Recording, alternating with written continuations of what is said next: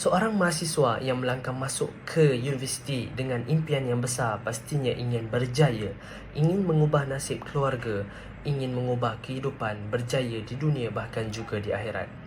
Namun langkah demi langkah dia hanyut dalam pergaulan bebas yang kelihatan menyeronokkan pada awalnya tetapi akhirnya memusnahkan arah hidupnya. Fenomena ini bukanlah perkara asing lagi dalam kalangan mahasiswa. Ia semakin membimbangkan kerana kesannya bukan sekadar luaran tetapi juga merosakkan jiwa, moral dan masa depan pelajar itu sendiri. Hari ini, saya, Ahmad Buhari, ingin membentangkan tajuk yang semakin mendapat perhatian iaitu kesan pergaulan bebas dalam kalangan mahasiswa. Terdapat 3 kesan utama asbab daripada pergaulan bebas itu sendiri. Kesan yang pertama adalah kemerosotan akhlak dan moral. Pergaulan bebas tanpa sempadan boleh menyebabkan mahasiswa melakukan perkara yang bertentangan dengan nilai agama dan budaya. Contohnya, hubungan intim luar nikah semakin dianggap biasa dan maruah diri mula diketepikan. Laporan daripada JAKIM pada tahun 2023 juga menunjukkan peningkatan gejala sosial dalam kalangan pelajar IPT. Hal ini jelas menunjukkan pergaulan bebas boleh menghakis nilai-nilai murni yang sepatutnya dimiliki oleh seorang mahasiswa.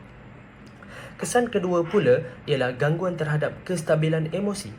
Ramai mahasiswa yang terlibat dalam hubungan bebas akhirnya mengalami tekanan perasaan, kemurungan dan kebimbangan yang berpanjangan. Hubungan yang tidak matang sering berakhir dengan konflik, cemburu dan kekecewaan. Menurut laporan LPPKN pada tahun 2022, masalah kesihatan mental dalam kalangan remaja dan mahasiswa semakin meningkat dan sebahagiannya berpunca daripada hubungan sosial yang tidak sihat. Kestabilan emosi yang terganggu ini boleh memberi kesan buruk terhadap kehidupan harian mereka. Kesan yang terakhir pula ialah penurunan prestasi akademik. Apabila emosi terganggu, tumpuan terhadap pelajaran juga akan terjejas. Ramai mahasiswa yang mula ponteng kelas, gagal dalam peperiksaan atau hilang minat untuk belajar.